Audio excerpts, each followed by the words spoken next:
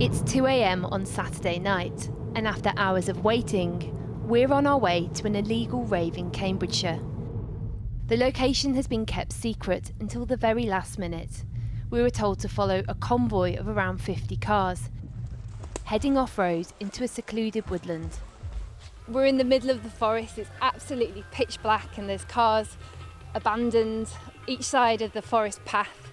We're not actually really sure where we're going, we're just following the music. Many things have changed since the raves of the late 80s, but most of the things that go on here appear to have stayed the same. In a clearing, we find around 250 young people dancing under lasers to music powered by a generator. I've come down here tonight to celebrate, to party, to have a good time, listen to some good music, and yeah, just vibe. The speakers have been crowdfunded in case they're confiscated by the police. New laws brought in to try and halt the spread of coronavirus makes holding an event like this particularly risky. They're stopping all of this, but you can still go into pubs. I don't get it. That double standard there just makes no sense. No sense at all. It's so, I can't have Freshers Week, but I can go to Spoons. It's like, what? Young people just don't care, innit? When like late teens, early 20s, you just don't really care about anything. You just want to do what you want to do, innit? What do you think it's been like for young people during the pandemic? Quite a testing time, I really think, especially for those that rely on friendship to keep them stable and that, especially during lockdown, which kept a lot of people apart. A lot of dark thoughts could have infiltrated their heads and that. I know, pretty dark times. Many here say for them it's more than a night of hedonism, but a much-needed escape from reality. Figures from the ONS this week show that 16 to 24-year-olds have seen the sharpest rise in unemployment, at the same time as being the least likely to be killed by the virus. Coming to a rave, even though illegal, is a risk they're willing to take. It's a very sticky situation that we're in. These past few months have been very difficult for everyone, but I feel that, I've been to protests over the past few months. I've been to the BLM protest, I'm fine. I'll continue raving and I feel like I'll be fine. If you keep everyone locked in, there's going to be a lot of mental health problems and just, all these legal parties, if the government helped us to get these things going, things could be safer. And what's the pandemic been like for you personally? It's been difficult. I've lost my job, not seen a lot of my friends around, and you can't do anything. It's difficult. It's not going away. Coronavirus is going to be here for the rest of our lives, and we just have to learn to live with it. The illegal rave scene has had a rebirth in the UK since clubs and festivals were forced to cancel their events because of the pandemic. Raves like these 30 years ago led to a change in the law to crack down on them. Basically, the objection is to the noise, the hypnotic, repetitive beat, and the local disturbance it can cause. The DJ Judge Jules remembers them well and says their re-emergence is unsurprising. There were no legal late-night clubbing experiences available. All the clubs shut really early. And so what did people do? Loads and loads of people started setting up illegal raves. A similar scenario has occurred now, which is you just can't tell 18 to 25-year-olds not to go out and have a good time. And a lot of people will be up in arms at me saying that and saying, well, how can they be so selfish? They're putting the lives of others at risk. I think it's important to cast your mind back to what things were like for you then. And the reality is these raves are going on. A legal, socially distanced clubbing experience has to be found pretty fast before something potentially quite nasty happens within an illegal rave. I mean, there've been some fairly unpleasant stories already. Police have warned about the dangers beyond coronavirus of illegal raves.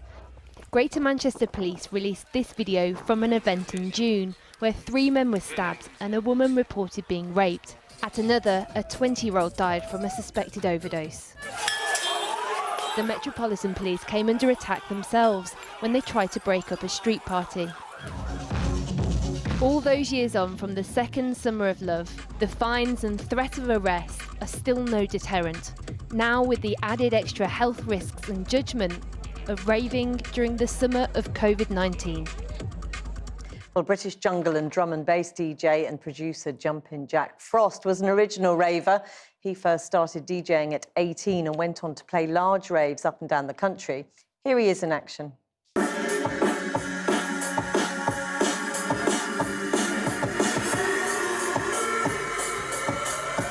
and he joins me now. Thanks so much for talking to us this evening. I mean, you in your time performed at huge raves up and down the country. You must understand the appeal of these parties for young people, particularly now when they've been cooped up for so long. Yeah, I totally understand. It's crazy because, you know, I was that age once as well, and I was up and down the country, as you just said, playing music. But we're living in different times now. We've got COVID-19 that is actually really dangerous. Do you know what I'm saying? People could be going to these parties, particularly the young people. It might not affect them, but they could take the virus home to their loved ones who are vulnerable. And people are dying out there from this. Do you know what I'm saying? We've got these promoters who are not insured. They're not looking after people's best interests. And I urge young people, I know they're not going to listen to me, but I urge young people not to go to these events. Do you know what I mean?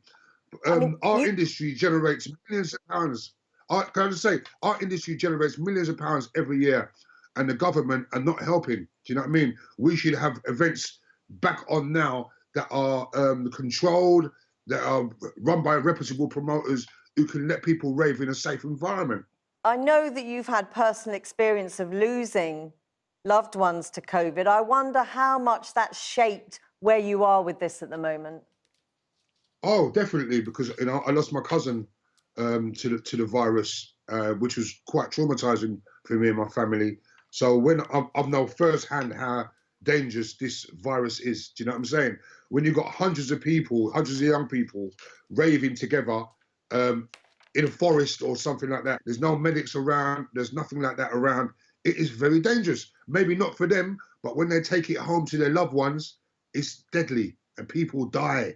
People are dying out here. It is real. You hit the nail on the head earlier. Being truthful, if you were 18 right now, would you listen to the likes of you and me telling young people to stay in and watch the telly?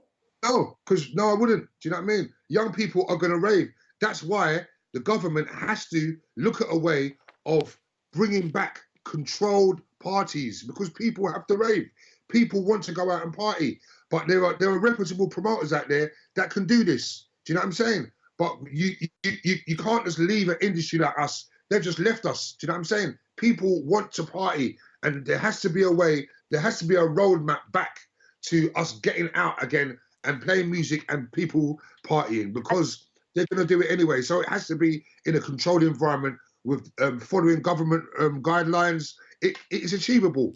But at the moment, they just seem to not want to do anything. Really briefly, if you would, what is the alternative right now, though?